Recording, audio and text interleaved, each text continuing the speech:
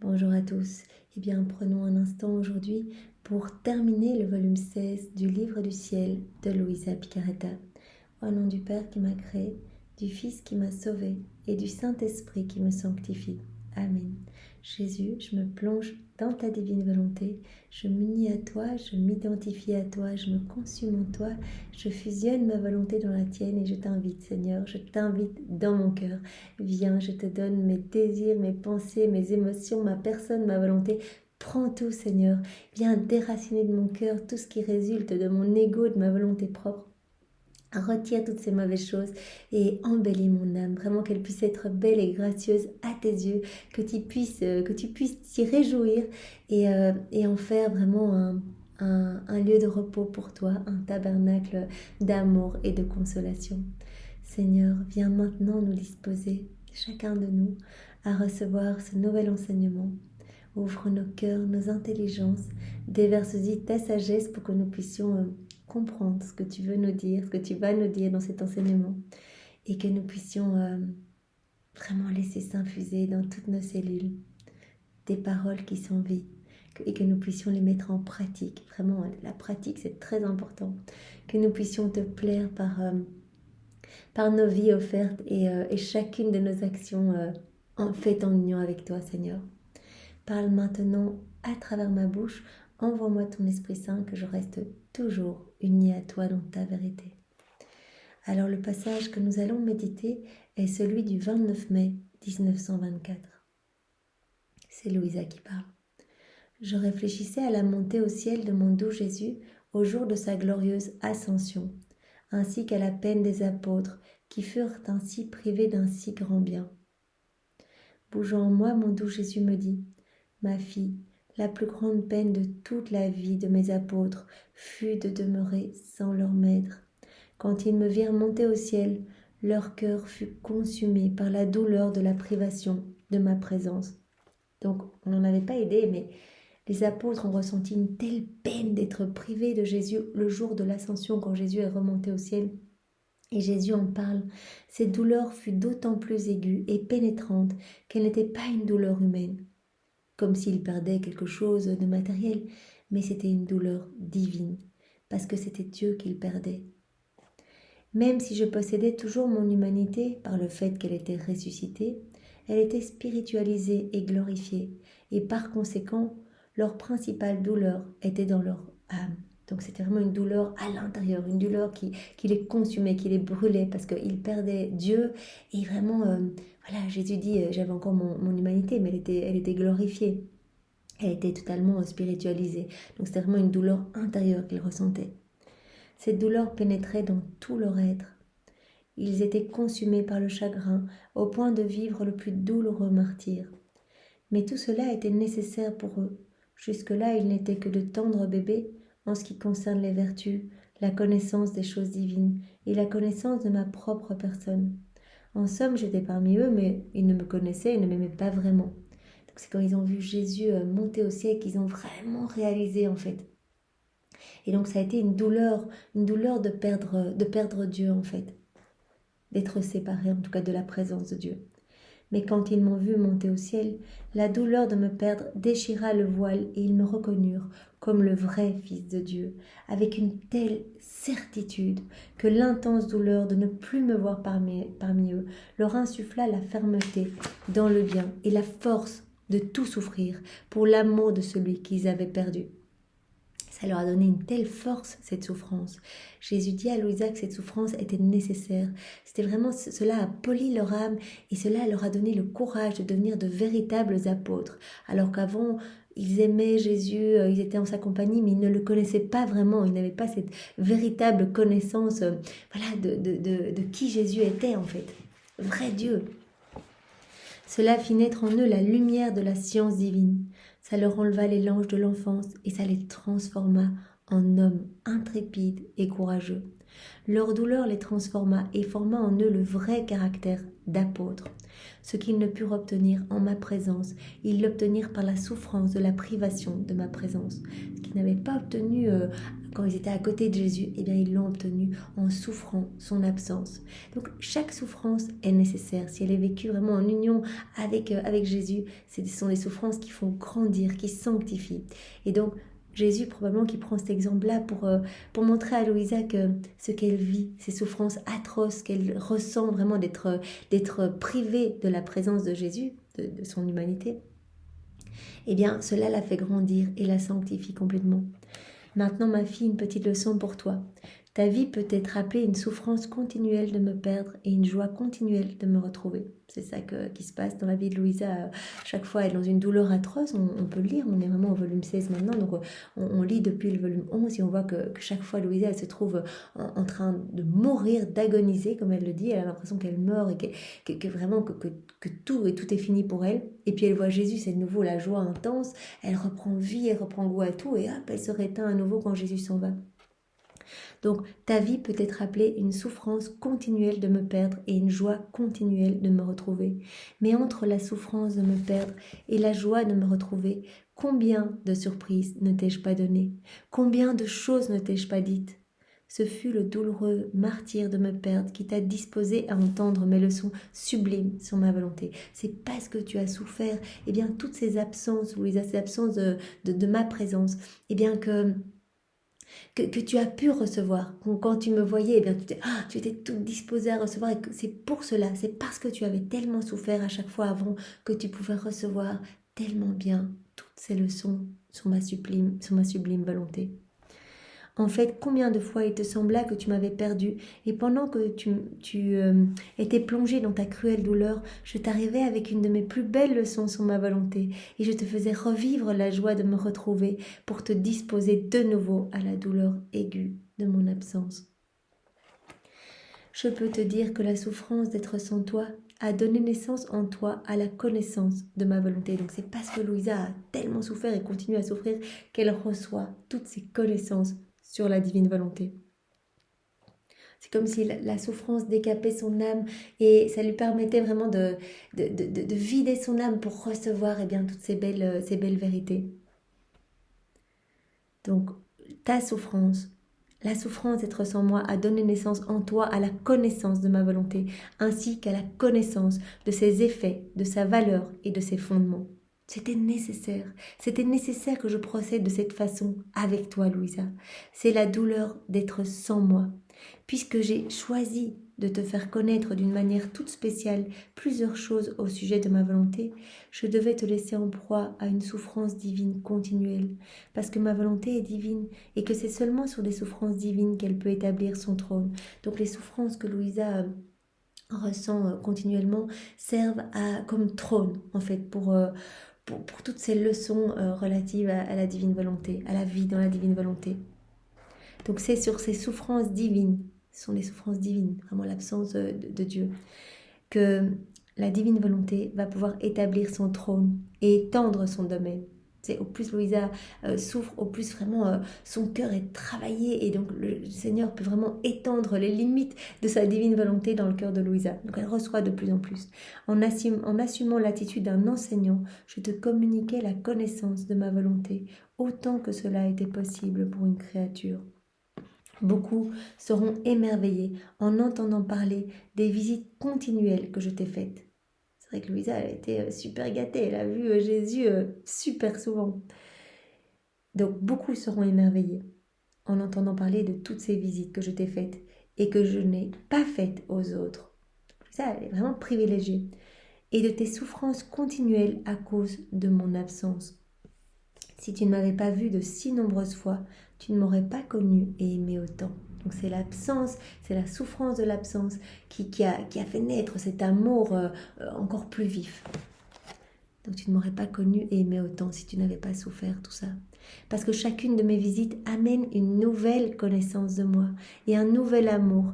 Et que plus une âme me connaît et m'aime, plus sa souffrance augmente. Donc c'est vraiment lié. À chaque fois que Jésus vient, il donne une nouvelle vie divine, une nouvelle connaissance qui remplit l'âme de joie divine, etc. Et donc ça rend la séparation encore plus douloureuse. Donc cette souffrance augmente à chaque fois. En venant, je provoquais ta souffrance plus intensément parce que je voulais que ma volonté ne manque pas en toi du noble cortège de la souffrance qui affermit l'âme. Donc Jésus le redit encore, la souffrance affermit l'âme. Et aussi afin d'établir en toi ma demeure permanente et de te donner des leçons nouvelles et continuelles sur ma volonté. Donc c'était indispensable pour que Jésus puisse établir sa demeure permanente et donner toutes ces leçons d'amour continuelles sur la divine volonté. Donc je te le répète, laisse-moi faire et confiance en moi. Voilà, peu importe si tu dois vivre cela, eh bien c'est quelque chose que je te partage, Louisa, pour te donner plus finalement. Donc vraiment, aie confiance, tout comme mes apôtres ont dû passer par cette souffrance pour vraiment devenir de véritables apôtres et pour avoir la force d'aller annoncer, la force de pouvoir parler et le courage aussi. Ils ont vraiment compris qui j'étais au moment où ils m'ont vu monter dans le ciel. Eh bien, toi aussi, ces souffrances sont nécessaires. Je propose de continuer encore avec les 2 tout courts passages suivants. Donc celui du 1er juin 1924. Louisa qui parle. Ce matin, je me suis retrouvée hors de mon corps. J'ai vu mon dernier confesseur décédé, entouré de plusieurs personnes toutes attentives et ravies de l'entendre. Il parlait, et il devint enflammé au point d'enflammer les autres. Je m'approchai pour écouter ce qu'il disait, et à ma grande surprise, je l'entendis raconter tout ce que Jésus m'a dit et comment il se comportait avec moi, ses finesses amoureuses, ses nombreuses condescendances, etc. Donc Louisa, elle sort de son corps et elle se retrouve dans le ciel et elle voit son confesseur décédé qui est en train de parler de la divine volonté, de parler de la relation de Louisa avec Jésus, de raconter leur finesse amoureuse, etc. Et au plus il parle, au plus il est rempli de lumière, il s'enflamme complètement et au plus il est rempli de lumière, au plus Louisa, elle voit que toutes les personnes qui sont en train d'écouter, se remplissent de lumière également. Quand il parlait des stratagèmes amoureux de Jésus envers moi, il irradiait de la lumière au point d'être transmué en cette lumière. Donc il était tellement lumineux. Et pas seulement lui, mais aussi ceux qui l'écoutaient. Je fus surprise et je me suis dit, le confesseur a fait cela quand il vivait sur la terre. Il parlait des choses de mon âme aux autres. Et il le fait encore après sa mort, dans sa seconde vie. Et j'attendais qu'il ait terminé de parler pour pouvoir m'approcher de lui et lui dire quelques-unes de mes difficultés. Mais il ne termina pas et je me retrouvais dans mon cœur. Donc Louisa, elle voit qu'elle a envie de dire quelque chose à son confesseur, mais il ne peut pas s'arrêter, il parle. Et donc elle se dit, mais c'est quelque chose qu'il faisait sur la terre, il parlait tout le temps de des finesses amoureuses que j'avais avec Jésus, etc. Mais je ne savais pas qu'il continuait là en haut. Ensuite, comme à l'accoutumée, j'accompagnais mon bien-aimé Jésus dans sa passion, compatissant avec lui, faisant réparation et faisant mienne ses souffrances.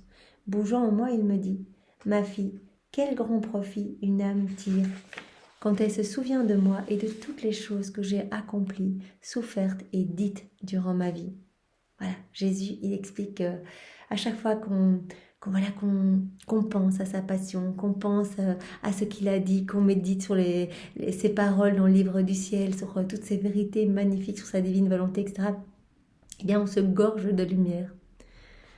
En compatissant avec moi, en partageant mes intentions et en se souvenant de mes souffrances, de mes travaux, de mes paroles, elle les convoque en elle et les place en ordre dans son âme. Donc on reçoit tout.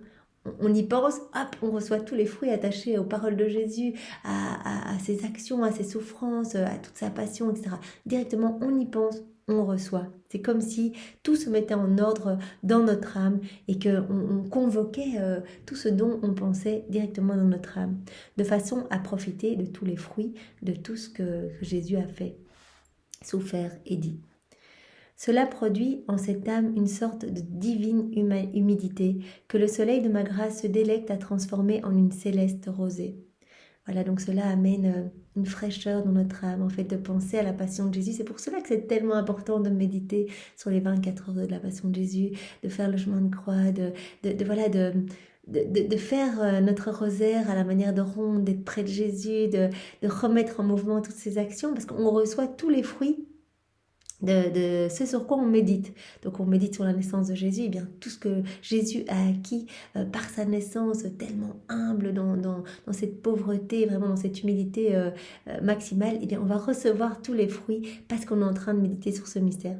Non pas seulement nous, mais toutes les âmes vont pouvoir recevoir des effets bénéfiques. Et Jésus dit, eh bien, à chaque fois que cette âme pense à quelque chose que j'ai dit, que j'ai fait, que j'ai souffert, eh bien, c'est comme si son âme recevait un peu d'eau, en fait, qu'elle est un petit peu humidifiée.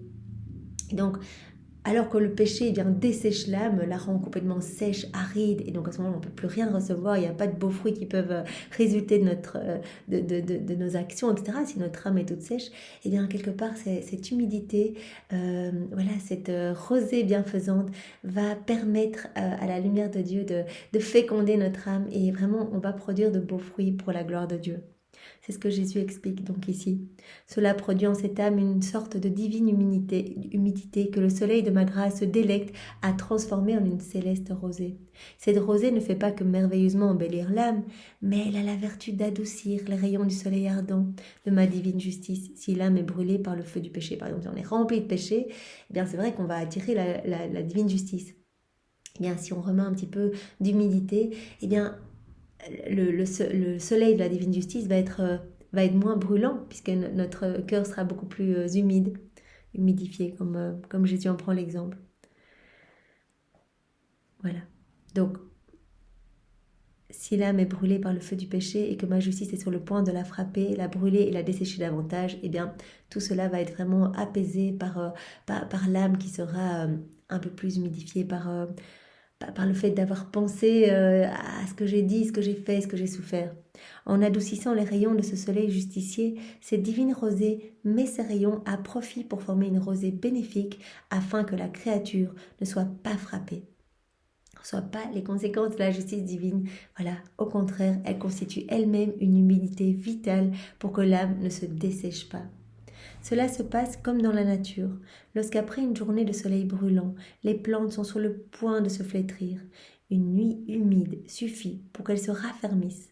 Ensuite, le soleil forme sa rosée, et au lieu de faire périr ces plantes, sa chaleur sert à les féconder et à mener leurs fruits à leur complète maturation. Donc voilà, une terre toute desséchée, voilà, la plante est sur le point de flétrir, et bien une bonne nuit d'humidité, et hop, après la lumière du soleil qui normalement aurait asséché encore plus, comme ça aurait pu représenter le soleil de la justice divine face à tous nos péchés, et bien ce soleil va permettre de féconder finalement la plante qui va pouvoir produire de magnifiques fruits. Les fruits vont être à complète maturation. D'une façon encore plus merveilleuse, la même chose se produit dans l'ordre surnaturel. Se remémorer ce que j'ai fait, souffert et dit est le commencement d'un bien. Ces rappels forment de petites gorgées pour l'âme, afin de lui redonner vie. Voilà, alors qu'on était peut-être en train de dépérir dans nos péchés, dans nos misères, dans nos noirceurs, et bien à chaque fois qu'on se plonge dans les écrits du ciel, et bien il y a de la lumière, il y a quelque chose de beau qui se passe dans notre âme. C'est comme si on buvait une petite gorgée d'eau fraîche qui va venir nous redonner la vie en fait. Quand les choses sont oubliées, elles perdent leur attrait et leur vertu vitale pour l'âme. Ces rappels sont non seulement à l'origine de bien dans la vie, mais après la mort, ils sont une cause de gloire. Donc non seulement pendant la vie, on va en avoir des effets bénéfiques, chaque fois qu'on va se rappeler de la passion de Jésus, de ses paroles, de sa vie, etc., en faisant toutes ces rondes et en se plongeant dans les écrits du ciel, eh bien on va vraiment ressentir quelque chose de magnifique en nous à chaque fois. Donc c'est une vie nouvelle qui croît en nous, mais aussi après notre mort, eh bien, on va recevoir une gloire pour tous ces moments où on aura pensé à Jésus, à ce qu'il a dit, à ce qu'il a fait, à ce qu'il a souffert sur la terre. Donc à chaque fois, une gloire nouvelle. Comme ce confesseur qui avait beaucoup de son vivant parlé des écrits de Louisa, avait beaucoup parlé de la relation de Louisa et Jésus, etc. Eh bien, à sa mort, il reçoit cette gloire et donc il est complètement en lumière. Louisa a pu le voir complètement transmué dans cette lumière divine et même tous ceux qui l'écoutaient pouvaient être bénéficiaires également de cette lumière. N'as-tu pas vu combien ton confesseur décédé était dans la joie en parlant des grâces que je t'ai données? C'est parce que durant sa vie, il s'y est intéressé, en a gardé mémoire et que son intérieur en fut rempli au point de déborder à l'extérieur. Donc, confesseur, il était super animé par tout ce que Louisa vivait, etc. Et donc, comme il en était rempli au point de déborder, eh bien, à sa mort, toute cette lumière rejaillit partout autour de lui et sur toutes les âmes qui l'écoutent finalement. Donc vous imaginez là maintenant, tout ce temps qu'on prend dans la constance par amour pour Jésus, pour se plonger dans les écrits du ciel, pour les méditer chacun des passages, eh bien nous remplissons notre âme de toute cette lumière divine, de toutes ces vies divines, et vraiment notre âme, eh bien à force va vraiment déborder de cette lumière, et à notre mort, eh bien nous allons être dans cette même lumière, dans cette gloire que Jésus nous promet. Que de bien cela lui donne dans sa nouvelle vie. C'est pour lui comme une fontaine qui déborde pour le bien des autres. Donc voilà, tout ce qu'il a appris, tout ce dont il s'est intéressé sur la terre, voilà ce à quoi il s'est intéressé, eh bien tout cela est une fontaine jaillissante et éternelle, c'est incroyable, de lumière, donc pour sa joie à lui, sa gloire à lui, et la gloire de toutes les personnes autour de lui, pour le bien des autres. Par conséquent, plus l'âme se remémore mes grâces et mes leçons, plus la fontaine de mes biens se déverse en elle, au point qu'il y a débordement pour le bien des autres. Et bien voilà, cela nous invite encore plus à nous plonger constamment dans les écrits du ciel, à ne pas laisser autre chose rentrer dans notre esprit. Ne nous remplissons pas des séries, voilà, des films et des choses un peu du monde, mais remplissons-nous des écrits du ciel, remplissons-nous voilà, des écrits de l'évangile, de la Bible, des paroles de Jésus, de tout ce que Jésus a fait. Et si on est tout près de Jésus pour vraiment voilà, lui apporter la joie, à chaque fois qu'on s'unit à lui, eh bien, il peut revivre. Voilà, à chaque fois qu'on repense à un moment de sa vie, quelque chose qu'il a dit, il le revit. C'est comme si c'était à nouveau en mouvement devant nous, et donc on peut tout faire, comme je le disais hier dans une vidéo, on peut le consoler, on peut l'aimer, on peut le prendre dans les bras, on peut lui faire réparation au nom de tous, on peut unir nos prières aux siennes, on peut unir nos souffrances aux siennes, etc. Et donc tout cela a des répercussions maintenant dans notre vie, où notre âme vraiment est abreuvée, nettoyée, est belle et peut porter du fruit, mais également cela aura énormément de répercussions dans le ciel pour nous et pour tous les autres. Et maintenant déjà, bien que nous ne le voyons pas, il y a énormément d'âmes sauvées à chaque fois que nous prenons du temps en union avec Jésus. Alors je vous propose de terminer avec ce dernier passage, celui du 6 juin 1924. Donc c'est Louisa qui parle. Je vivais mon habituelle et pénible souffrance de son absence. Je me sentais comme suppliciée par une justice rigoureuse, sans même une ombre de pitié. Ô justice punitive de Dieu, comme tu es terrible. Mais tu es encore plus terrible lorsque tu te tiens loin de celle qui t'aime. Tes flèches me seraient plus douces si pendant que tu me punis et me déchires en pièces, mon Jésus était avec moi. Louisa s'adresse à la justice divine. Et elle dit, ce serait plus facile si Jésus était avec moi. Elle a l'impression que c'est comme une punition d'être privée de Jésus. Oh, comme je pleure sur mon sort. Je voudrais que tout le ciel et la terre pleurent avec moi sur le sort de la pauvre exilée qui non seulement vit loin de sa patrie, mais est aussi abandonnée par son Jésus, qui est son seul réconfort, son seul support dans son interminable exil. Donc elle considère vraiment sa vie comme un exil, quoi. Vraiment, sa patrie céleste, elle y aspire.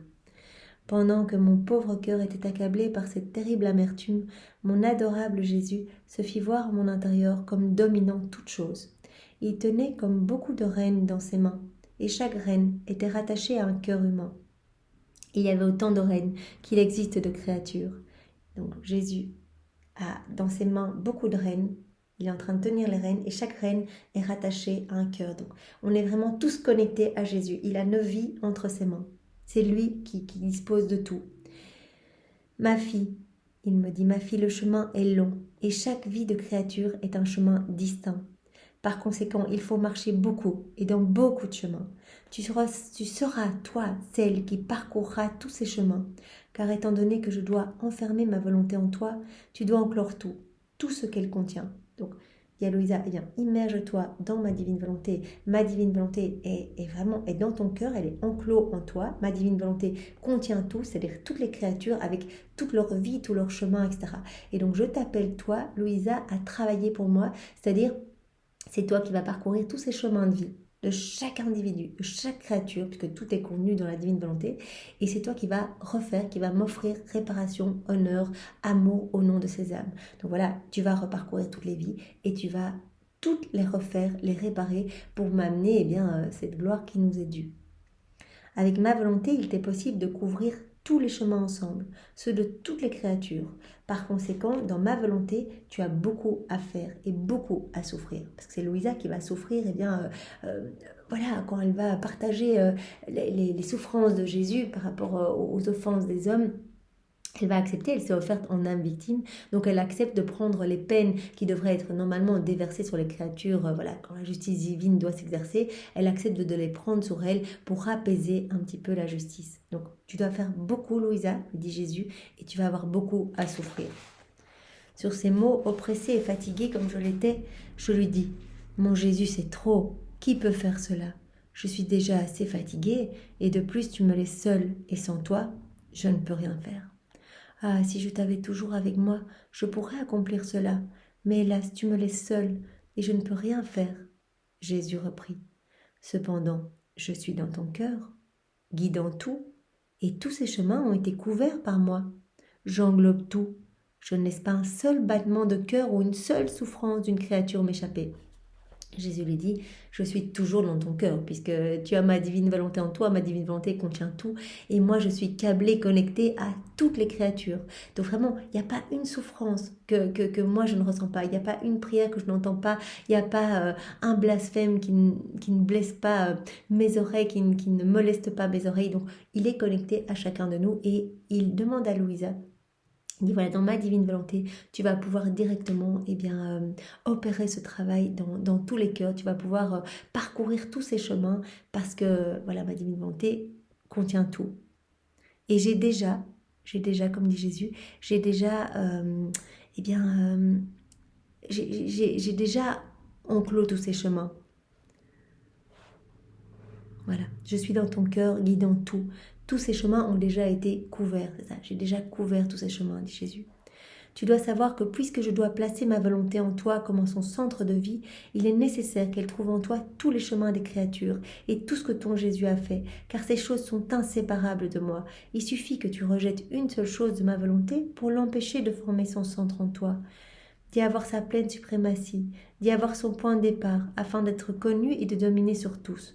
Donc si Louisa a dit, moi je veux vivre dans la divine volonté, je veux vraiment que tu t'installes en moi, etc., que ta divine volonté soit opérante et agissante en moi, mais qu'elle rejette de travailler pour Jésus et voilà, d'enclore tous les chemins de la vie de tous les hommes, Jésus dit, si tu rejettes ne fût-ce qu'une chose, eh bien, ma divine volonté n'aura pas la suprématie dans ton cœur, n'aura pas la pleine suprématie, pardon.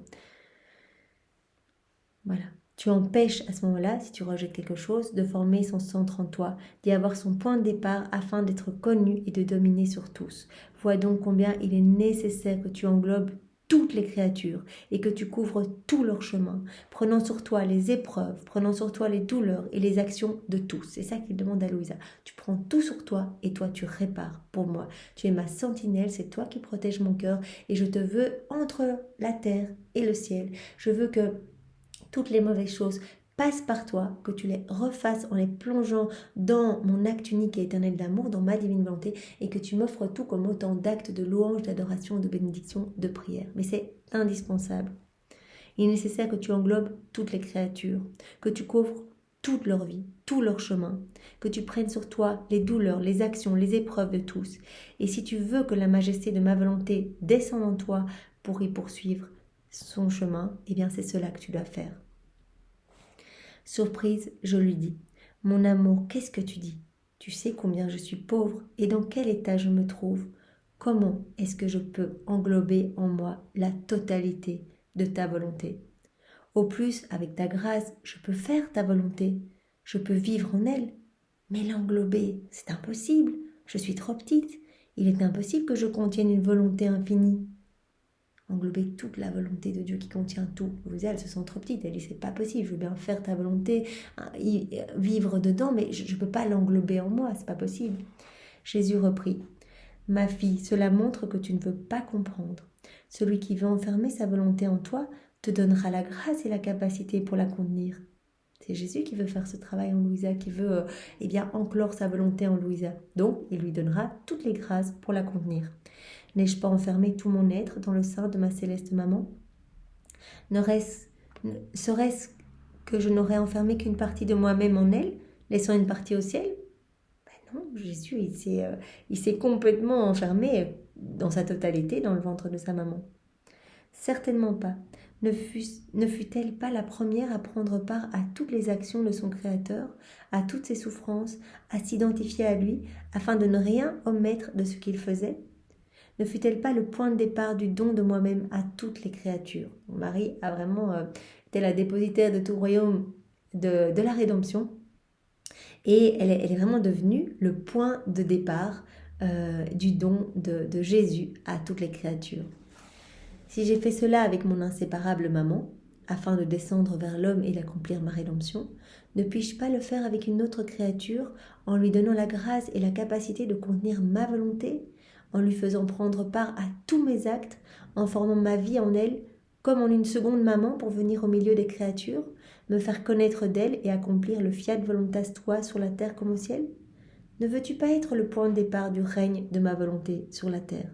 Donc si Marie a été le point de départ du don de Jésus à toutes les créatures, eh bien il demande à Louisa d'être le point de départ du règne de la divine volonté sur la terre. Mais oh, comme il en a coûté à ma reine maman d'être le point de départ de ma venue au milieu des créatures. Ainsi, à toi aussi, il t'en coûtera d'être le point de départ du règne de ma volonté au milieu des créatures. Celui qui doit tout donner, doit tout enclore en lui. On ne peut donner que ce que l'on a.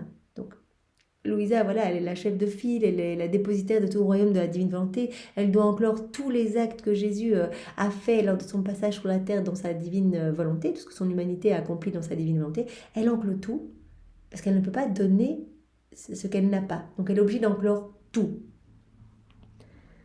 Par conséquent, ma fille, ne prends pas à la légère ce qui concerne ma volonté et ce qu'il convient que tu fasses pour qu'elle forme sa vie en toi. C'est la chose qui m'intéresse le plus et tu dois être attentive à mes enseignements. Ça, on le sait bien que c'est ce qui intéresse le plus Jésus, il le dit tout le temps, que c'est ce qu'il y a de plus important, vraiment, à ses yeux, ça a une importance énorme et donc il veut vraiment que les âmes puissent s'ouvrir à la connaissance, le mode d'emploi pour vivre dans la divine volonté, pour laisser la divine volonté agir et opérer en eux. Deo gratias, et que celui qui est si bon pour la moindre de ses créatures soit toujours béni. Donc vraiment, il termine donc en disant que Louisa doit être plus attentive à cette mission que Jésus lui donne, voilà, d'enclore toute la divine volonté pour être ce point de départ, ce point de départ du règne, du royaume de la divine volonté sur la terre, comme c'est le cas dans le ciel. Eh bien, Seigneur, sois loué, béni et glorifié dans ta divine volonté, au nom de tous. Au nom du Père et du Fils et du Saint-Esprit. Amen. Soyez tous bénis et passez une belle journée dans la divine volonté de Jésus. Au revoir.